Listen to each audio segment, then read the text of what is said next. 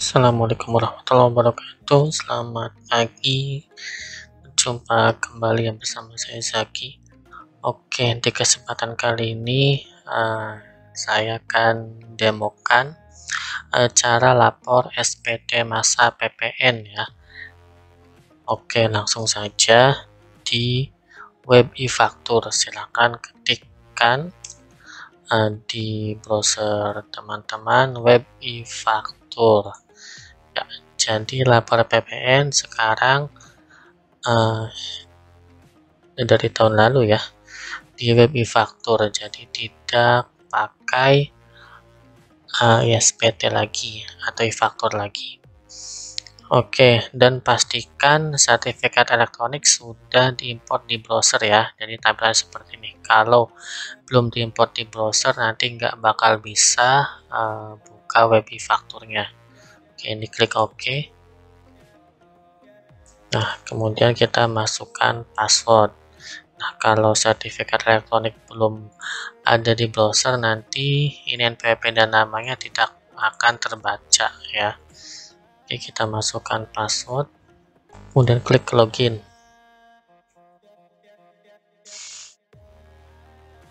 Oke, kita ke administrasi SPT, kemudian ke monitoring SPT. Dan selanjutnya ini karena kita mau lapor tahun 2022, jadi biarkan saja ya. Nah, terus kita posting. Nah, ini pilih masanya. Nah, ini contohnya kita lapor masa Maret. Oke, jadi untuk lapor perlu diketahui teman-teman ya, bagi yang belum tahu, lapor SPT PPN itu wajib setiap bulan ya, paling lambat di akhir bulan berikutnya. Misal ini masa pajak atau bulan Maret, paling lambat di akhir April ya. Tapi sangat kami sarankan jangan lapor mepet di akhir April, karena barangkali ada masalah kan, ada masalah sistem, masalah apa gitulah ya. Nah, biar masih ada spare waktu yang panjang, jadi mumpung masih belum akhir bulan, kita laporkan saja ya, tanggal 1 pun sudah bisa lapor. Oke, kemudian klik submit. Ya, terus klik OK. Oke, ini ya statusnya sukses posting. Kemudian selanjutnya kita klik buka.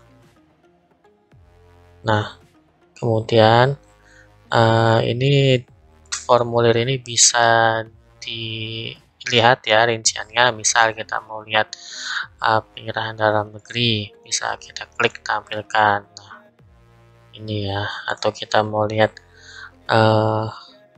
PM-nya dari penilaian dalam negeri, bisa klik tampilkan. Oke, kemudian kita klik lampiran AB. Nah, ini ada rekap penyerahan ya. Nah, kayak seperti ini, rekap perolehan dan PM yang dapat dikreditkan. Nah, ini datanya otomatis terintegrasi dari e-faktur desktop ya teman-teman. Oke, nih di contoh kali ini contohnya ada kompensasi dari masa pajak sebelumnya ya. Kita lihat nih masa pajak Februari ya, ini masa pajak 2. Ini ada lebih bayar 21 juta. Nah, ini bilangnya dikompensasikan ke masa berikutnya.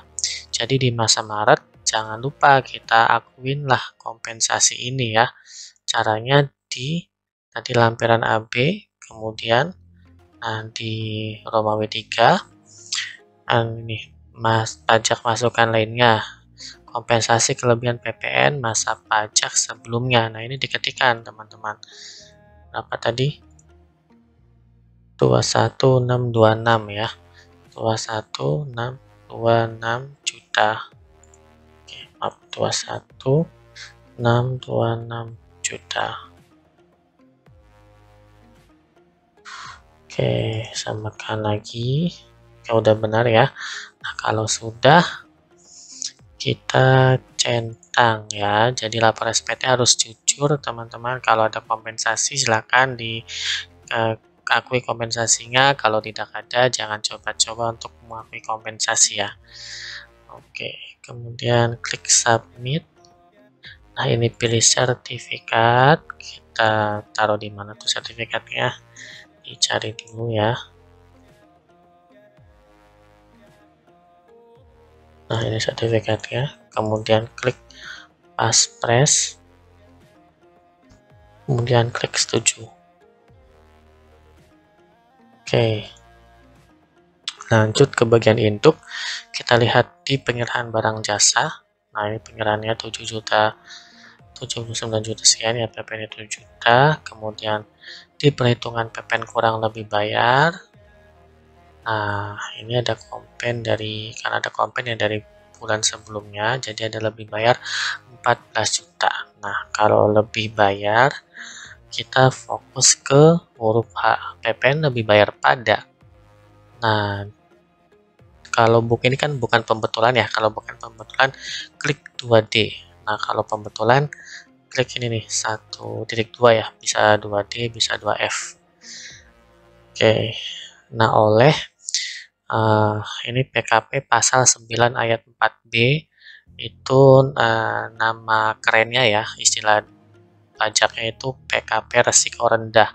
Jadi untuk PKP yang melakukan kegiatan tertentu, contohnya ekspor PKP atau penyerahan ke pemungut ya, atau penyerahan yang PP-nya tidak dipungut, itu pilih ini namanya PKP pasal 9 ayat 4B. Nah, kalau tidak melakukan penyerahan yang seperti itu, pilih ini selain PKP pasal 9 ayat 4B. Nah, contohnya di sini ini PKP-nya tidak melakukan penyerahan ke pemungut, tidak, yang PP-nya tidak dipungut tidak, ekspor juga tidak. Nah, jadi pilih 2.2. Oke, untuk lebih jelasnya silakan teman-teman buka aja ya Undang-Undang PPN pasal 9 ayat 4B itu isinya apa. Atau nanti kami jelaskan lebih lanjut ya di video berikutnya ya jika ada kesempatan. Nah, kemudian minta untuk, ada pilihannya 3.1 dikompensasikan ke masa pajak berikutnya, atau bisa dikompensasikan ke masa pajak enggak berikutnya ya, loncat, atau dikembalikan, direstitusikan. Nah, contohnya di case ini saya 3.1 ya, kompensasi ke masa pajak berikutnya. Bisa juga nih misal kompennya ke masa berikutnya, kan berarti masa Mei ya, berarti ini misal ke masa Juni juga bisa, atau masa ke 2023 juga bisa ya. Atau ini dikembalikan itu artinya nanti ada proses pengembalian uangnya ya, akan ditransfer ke rekening. Nah, gitu. Ini contohnya tidak dikembalikan ya, tapi dikompensasikan. Nah, kalau saya mungkin jelaskan sedikit ya. Nah, kalau dikembalikan, nanti pilihannya bisa pasal 17C. Ini pasal 17C itu namanya WP kriteria tertentu ya. Ada pengembalian pendahuluan. Jadi 1 bulan ya. Kalau pemeriksaan prosedur biasa itu pemeriksaan itu prosesnya sampai 1 tahun, tapi kalau pengembalian pendahuluan itu 1 bulan. Kalau 17C itu si wajib pajaknya punya keputusan dari kepala kantor. Nah, kalau 17D itu persyaratan tertentu. Nah, untuk PPN ini maksimal lebih bayar 5 miliar. Itu kalau misal ada lebih bayar 5 miliar, bisa pilih pasal 17D. Nah, ini kan lebih bayarnya cuma 14 juta ya. Sebenarnya bisa dikembalikan. Restitusi itu pilih 17D, pengembalian pendahuluan. Atau bisa pilih 9 ayat 4C, pengembalian pendahuluan. Ini kalau pengembalian pendahuluan nanti prosesnya 1 bulan ya. Kemudian kita langsung ke ini ya, pernyataan checklist, kemudian klik submit, klik OK. Nah, kemudian klik lapor, kemudian klik lapor lagi ya. Oke, nah ini SPT nya sudah sukses lapor. Kita lihat PPE nya. Ya, sukses lapor ya kalau udah ada BP-nya. Dan ini juga SPT-nya bisa dicetak ya. Contohnya seperti ini.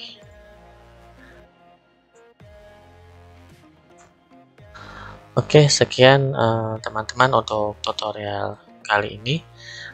Terima kasih atas perhatiannya. Sampai jumpa di video-video berikutnya. Assalamualaikum warahmatullahi wabarakatuh.